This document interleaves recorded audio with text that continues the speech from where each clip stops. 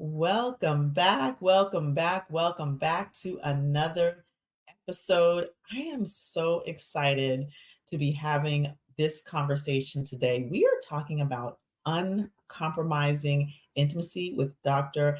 Alexandra Stockwell. And I'm very excited because relationships and intimacy are so important to me. And I think that they are the foundation. And you all know what I do. I'm all about communication and creating safety. And relationships are at the foundation of that.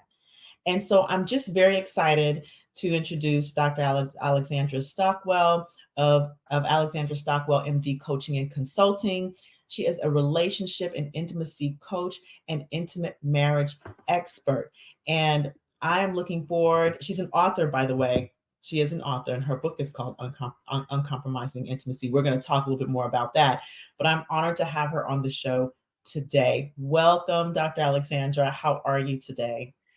I'm wonderful, and I feel really honored to be a part of the birthing of this new podcast. I think, you know, what underlies our thoughts and beliefs, if we're not looking at that, it doesn't matter what we're looking at. So I just think it's so great. Yes, absolutely. Well, I always like for my listeners to get to know my guests. So, would you just tell us a little bit about yourself? Like, how did you get to this point? How did you become the intimacy doctor? Okay.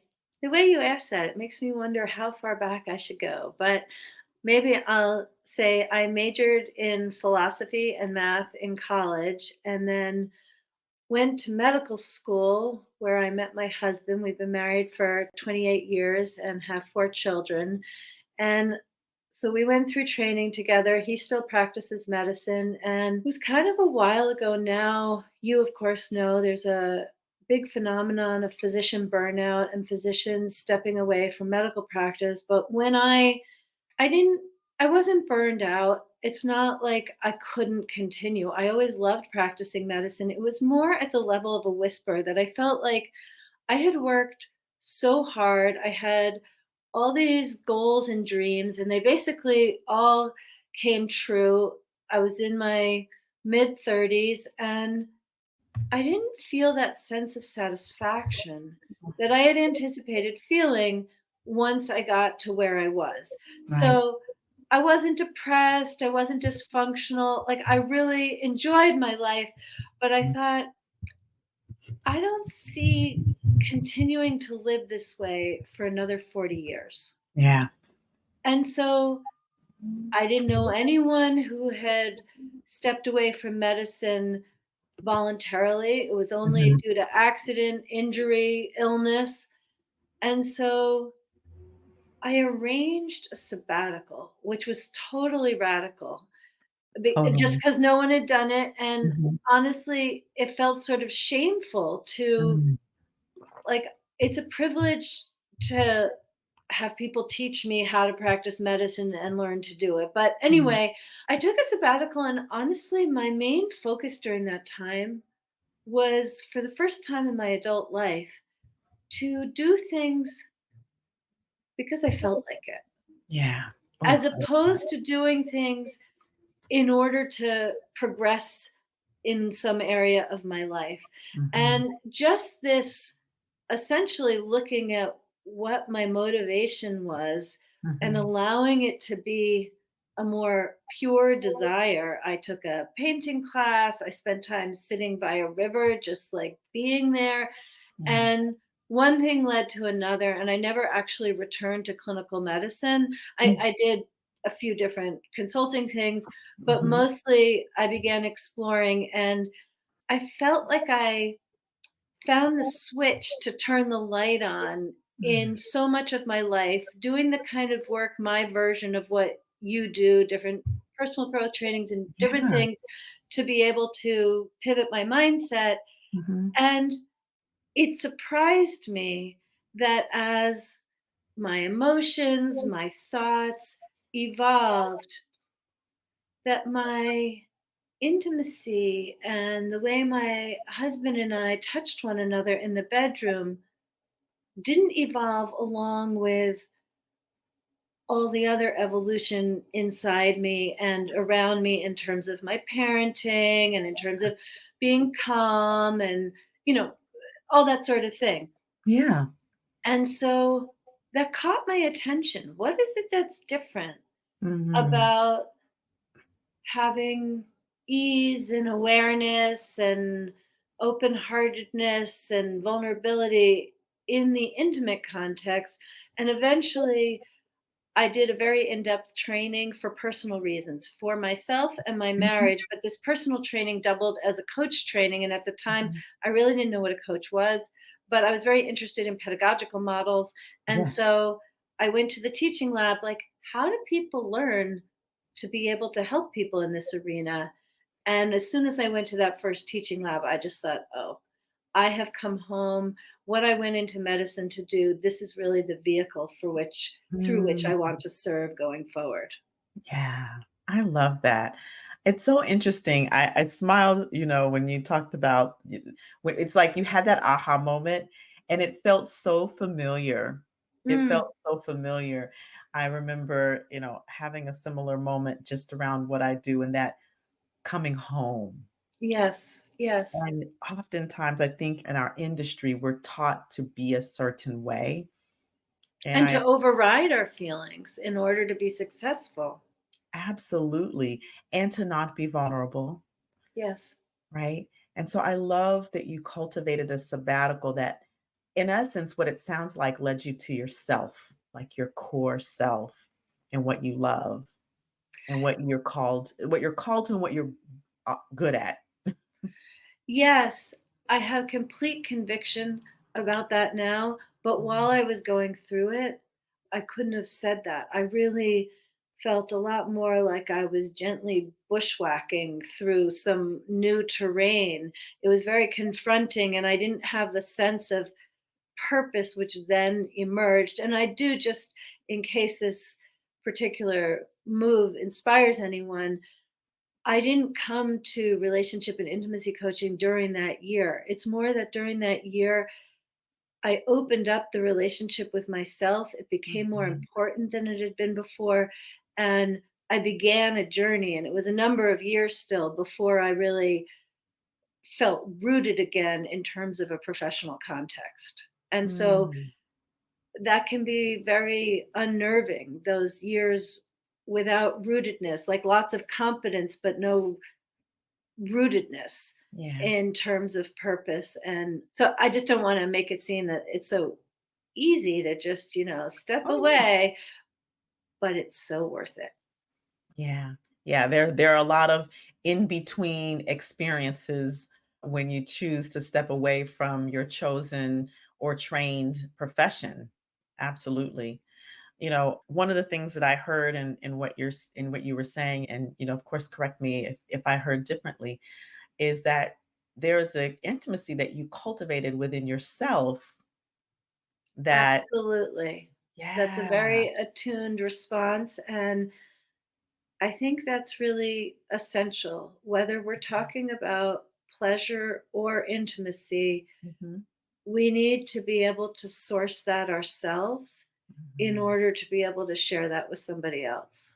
Yeah. Well, I want to talk about this word intimacy because I think that, you know, it gets a multiple wraps. People don't actually exactly know what it is. There's sometimes some shame around it. There's sometimes some fear around it. So I really would love to talk about this word intimacy and all the beliefs and things that come up around intimacy and what you've seen in your coaching. And of course, I'll share. I'm always transparent about my experiences, and so I'd love for you to start there. Yeah, it's a really beautiful and important question because I think intimacy means really different things to different people. So there are certain people who hear the word intimacy and they think it's just code for sex, that it's a more permitted, more permissible, more sanitized term, but I'm Mhm, really just talking about sex. In mhm, fact, I was preparing to give a lecture once and going through it, and the wife of the person who was coaching me came in and said, I really don't think you should just be talking about sex. And it never occurred to me I was just talking about sex because that's not how I mean, it can certainly include intimacy, but it doesn't need to. Mhm, Then there are people who hear the word intimacy and think, oh, it's all about feeling safe and it's all emotional. And it can be, mhm, but you don't want to just keep it there if we're talking about your love relationship. mhm. You want to be able to bring it into the physical too, whatever that means. I mean, that can mean explicitly sex, but it also can mean like you want your bodies, your whole self to participate in the intimacy. That's a better way to say what I'm saying. Yeah. And the other thing is that a more like new age definition that many people respond to is into me you see. Oh, But I yeah. don't like that at all. And the reason I don't like it is it puts the onus on the person doing the seeing. Mhm, And I think of intimacy really as the act or the state of being of revealing oneself. mhm, And so, if we want more intimacy, we have to be more willing to reveal who we are mhm, and to be seen. And so, sure, it's connected with into me you see, but it's not because you're such a fantastic seer. It's because I know myself well enough to have the courage to authentically share. And with mhm, that, there's more and more intimacy available the mhm, more I get to know myself. And that sharing can be with a meaningful look, it can mhm, be with sharing about something that I feel fantastic about or something that I feel terrible about. And it certainly can be sharing with my clothes off, both mhm. literally and also metaphorically speaking. Yeah. Let's talk about because this is what immediately came to mind when you talk about revealing Mhm. oneself. Let's talk about vulnerability because I know, and I know because I have experienced, and like even culturally speaking, this word being vulnerable and intimacy and its relationship to vulnerability comes up. And I can say, the household in which I grew up, this word intimacy, we didn't speak this word, right? I didn't learn this word, what it really meant until much later in my life, within the last maybe 10 to 15 years. And I'm about to be 50. So that ought to tell you something. Right? Well, I also think that's a trend in our culture. I certainly didn't learn any of I'm 55 and I didn't learn any of this at home. I Mhm. didn't discuss sex with my mother until I'd had 2 children, and I didn't learn any of this at home. But I do just wanna say that I've been using the word intimate, and it used to be kind of wasn't sure if it'd be okay to say in Mhm. certain contexts, but it's just in the same way Brené Brown brought the word vulnerability into our Yeah. culture, the word Mhm. intimacy is it's growing in the culture, like, we're Yeah. all more aware of it, but please continue. You're, like, riding that cultural trend. Yeah, absolutely, absolutely, and I've come to learn and this is one of the reasons I love podcasting because I get to have these kinds of conversations, and they're as beneficial to me as they are to to the audience listening, but I come to know that in a lot of things that I've experienced that I wasn't alone or and I'm not alone, and that actually is very useful. And so in terms of the vulnerability, there's a lot of internal physiological experience that comes with that. And we can label it as trepidation or fear, or we can label it with whatever we label it with. But I know for myself growing up, being vulnerable was not a good thing. And somehow intimacy gets connected to vulnerability. And if you have trauma in your background, if you've witnessed, whether the trauma is like direct experience or whether it's vicarious, Yeah, that piece gets in the way of wanting to reveal oneself. of course. Like, let's just say, of course.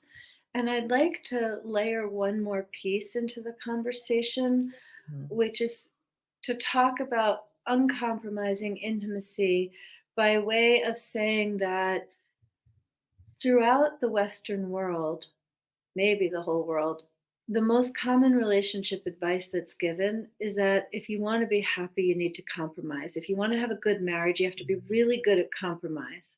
Mm, And that's just completely wrong because if what you want is a kind of bland, neutral, conflict free, pleasant companionship, then compromise will definitely get you there.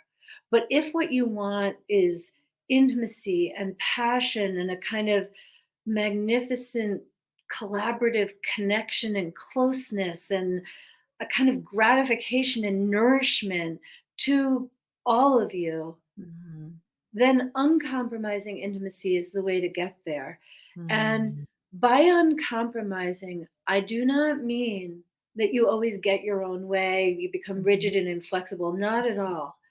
But whereas compromise is withholding internal truth, your mhm, desires, mhm, your trauma, this is where I'm tying it into what you mhm, asked about, that when you're not able or willing, you don't know how mhm, to share and you withhold what's true for you so that your partner is more comfortable. Like that's mm, how I define compromise. Keep yeah, things conflict free so you don't make your partner uncomfortable.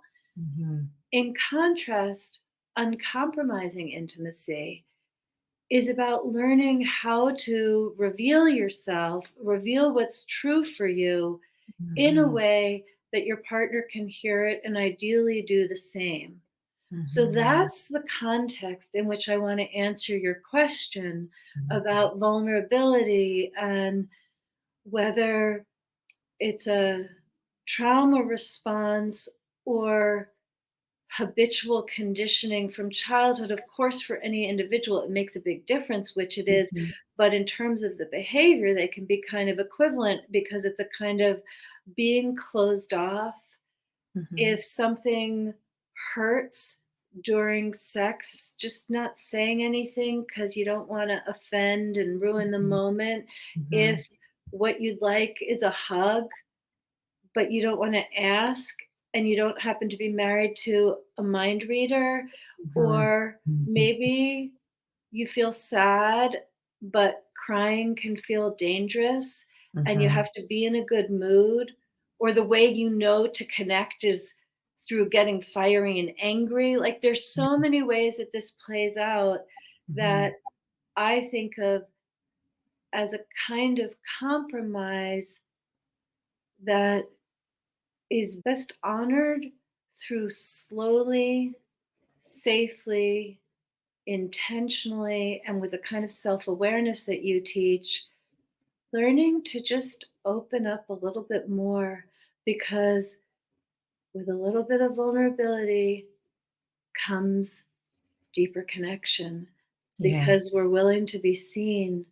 It's in being seen and received that intimacy really blossoms. yeah. I think I love what you said. I think there's something to be said, and this is what was sort of surfacing as you were sharing, is the discernment, like coupling discernment and communication and also listening to your body. There's a lot of somatic intelligence that is present that happens even before our brain can process.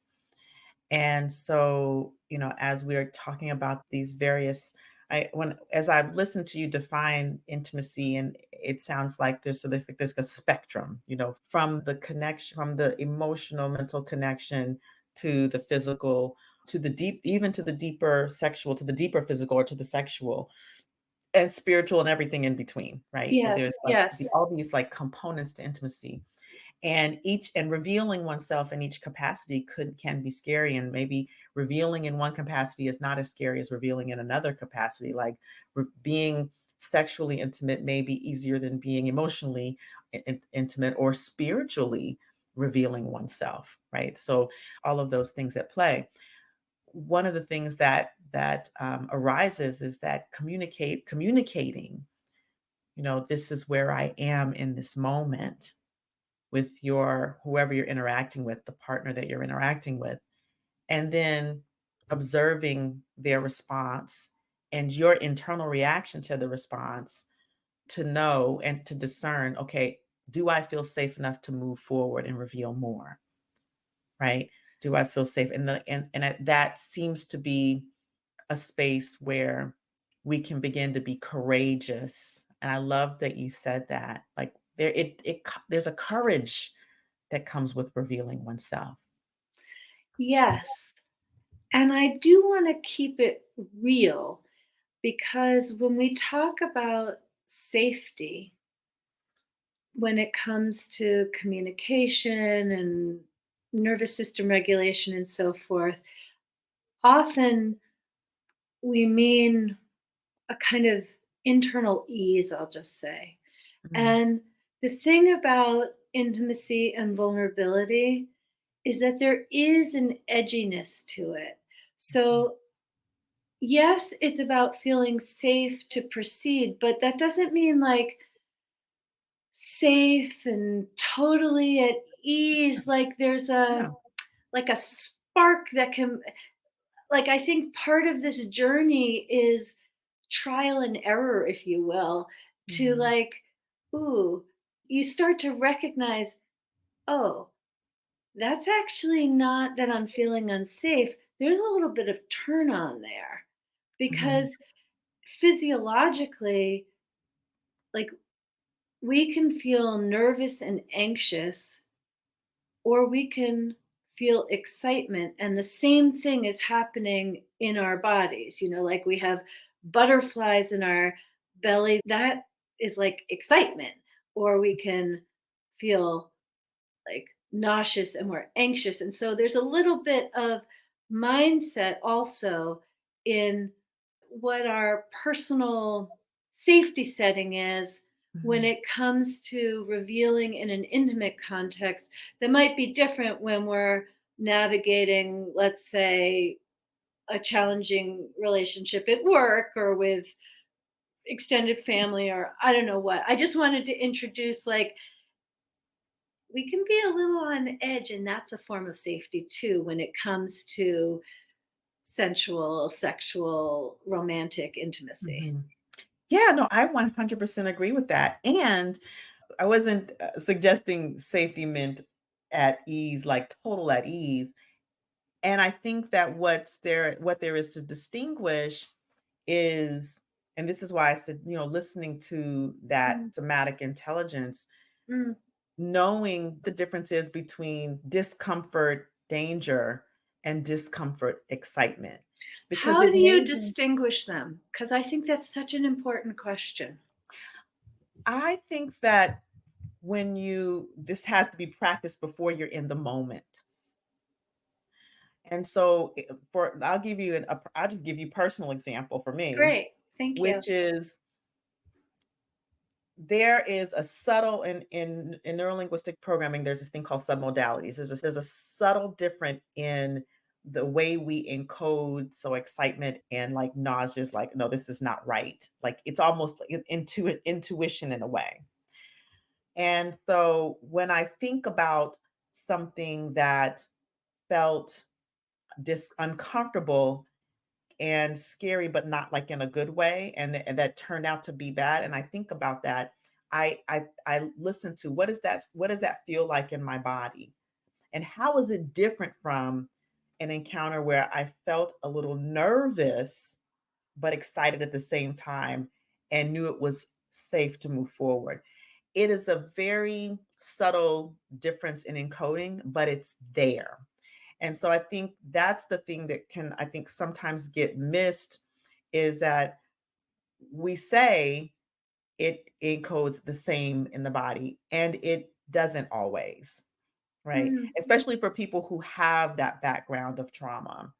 And I think that's a very important thing to distinguish. And it's something that perhaps a person who may be listening to this who has that experience needs to work with a therapist to kind of navigate that difference.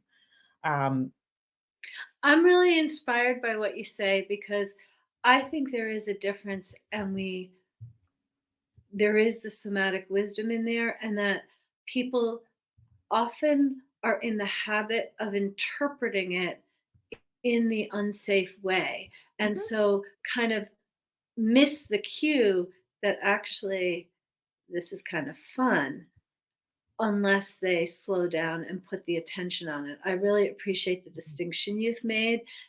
Just as people, there are people who are just in the habit of complaining, and then they need to learn the new habit of Mhm. gratitude and appreciation, that there's Mhm. something very similar. Yes, we Yeah. do know what feels good, but if we're not in the habit of honoring what feels good, it's easy to interpret it as anxiousness. Yeah, and I think it's okay to honor to go as slow as you need to go until you feel like until you understand what that distinction is. When I think about I've been doing some research around consent Mhm. and consent culture and more from the context of more daily life. Yes, But one of the things that came up that I thought was very interesting is the like true consent means you can change your mind. And so it can feel good until it doesn't, and something comes up and you don't even know what it is. And then you're like, wait a second. I think that's something to be honored because sometimes for people like myself who I can't always put a finger on what doesn't feel good and name what it is, but it doesn't feel good.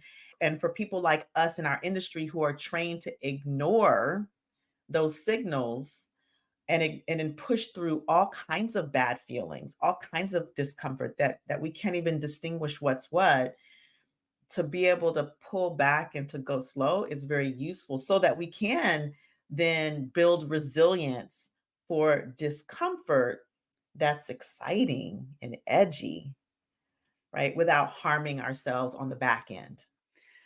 absolutely. And I think in a way that there just is not room for all kinds of reasons in medicine and in many other careers, that in Mhm. our personal lives, there's usually a lot more time than we give ourselves. Yeah. If the car is coming and the child's running into the street, I'm not talking about that kind of situation, but 99.999% of the time in our personal lives, we can just say, okay, 1 second. I'm not sure what my response is. Give me a moment. I'm not sure how I feel about that. Hang on. And then you bring your attention inside. And when you do know, my personal experience is like it feels like something clicks in. And Yeah. then it's actually very easy to bring my attention back out and share in a generous way, Mhm. because I'm sourcing it from a truth inside me rather than overriding it. And Yeah. what we're taught, I just want to throw in one more thing here. I Sure. say Yeah. throw it in Love because, it. but to me, it feels connected. That one of the questions that I often get, because my I work with individuals and couples at all stages of relationship, but my primary focus really is to work with committed couples who have a life together and have been together long enough to get stuck with their patterns. And Mhm. so I've been asked many times how to keep passion alive. Mhm. There's the honeymoon phase, which in terms of sex can last any amount of time in a marriage. And then invariably, passion tapers off for Mhm. most people. And it's like, how do Mhm. you make that? And so, what I share, because I haven't always had a great marriage in this respect, but I have an extraordinary marriage now. And what I've come to understand is that it's not about new sex positions, it's not Mhm. about like acrobatics. It's the kind of thing we're talking about where my husband and I know one another's bodies so well. And he can be inside me and make a micro adjustment, and we're both really present with ourselves and one another, and there's all this sensation that explodes, and I feel like we're in brand new territory, even though Mhm. from the outside it looks like we're doing what we've been doing for 28 years. But Mhm. no, with this level of attention, which is so useful for the individual, in conversation, it's Mhm. really something very similar that is the source of more sensation, more pleasure, more intimate connection, and Mhm. the like opening of erotic energy is to apply these very same principles, Mhm. slowing down and reconnecting as it feels right Mhm. when our minds are not particularly involved. It's our bodies doing the interacting. Yeah, I love that. I love that. I like how you just throw that extra in and then drop a big old pearl in there.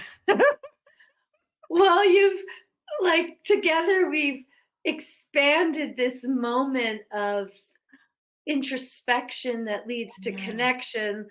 I just wanted to be clear that applies in bed too. Absolutely, absolutely, absolutely indeed, and I love the micro adjustment. I I get the visual of what micro would look like. It's like, that's, like, mindfulness, like, that's the Yes, epitome of yes, mindfulness and how mindfulness can take pleasure to the next level. indeed. Yes.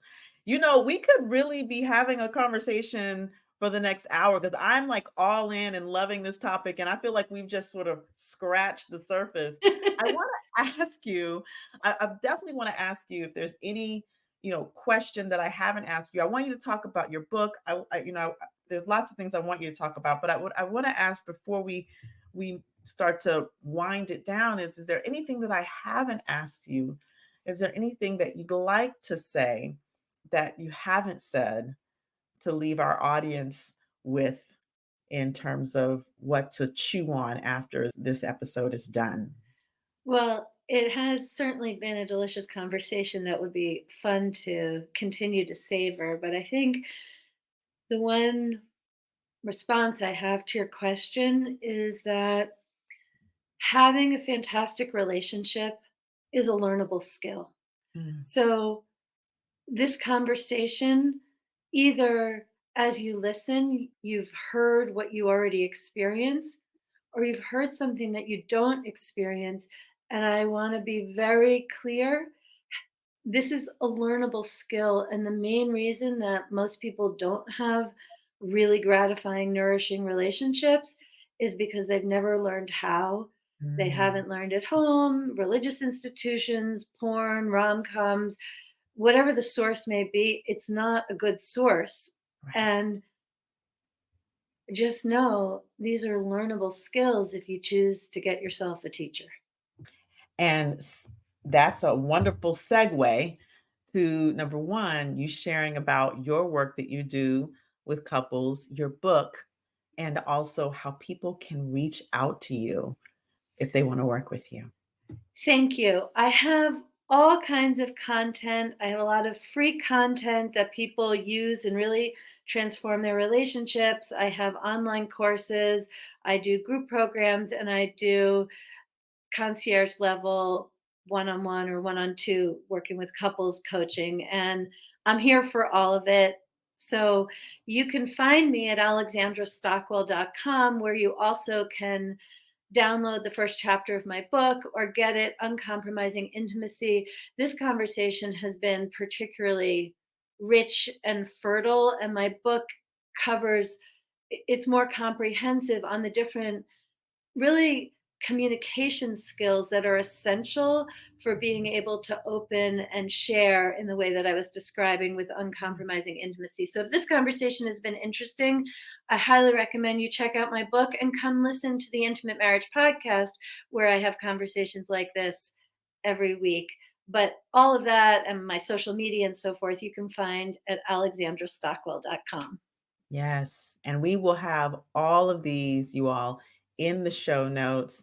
If you're watching this on YouTube, you will see this in the description. It was such a rich conversation. I fully enjoyed it. And, we may have to have another conversation to delve more into what you started at the end of the conversation. Well, I would love that. It's I feel like, and I want to call listeners' attention to this, that this conversation was an example of what we're talking about. You and I are Mhm. obviously not intimate in many different regards. We've never even met in person, but the way this conversation has meandered, and I could feel you check in with yourself and then ask a question, and I've checked in with myself before giving an answer. And so Mhm. I'm just really happy that we've embodied what we're articulating. Yes, yes. It's, to live what we teach, or always say, teach what we live what we preach. Yes, Right? yes, In a exactly, sense. Right. exactly. Exactly. Well, thank you again, Dr. Alexandra, for being on the show. I so appreciate you. I so appreciate just being in community with you, even outside of this podcast and outside of these rooms. And so, you heard her. You need to go and you need to listen to tell me the name of the podcast again. The Intimate Marriage Podcast. The Intimate Marriage Podcast. Go to the Intimate Marriage Podcast and visit Dr. Alexandra at alexandrastockwell.com. Like I said, we will have all of her social media and podcasts and website in the show notes. And I'd like for you to share this episode because we all need a little uncompromising intimacy in our lives. So share this episode, share it with a friend, a family member, a colleague, and let people know how important uncompromising intimacy is. And finally, don't forget to leave a review because we want people to know who are coming behind you the kind of difference that we're making with these conversations. And finally, don't forget to subscribe so you know when the next podcast is coming up. So, with that, I leave you. Again, thank you, Dr. Alexandra. And to my audience, thank you for listening. Until we see you again, stay empowered.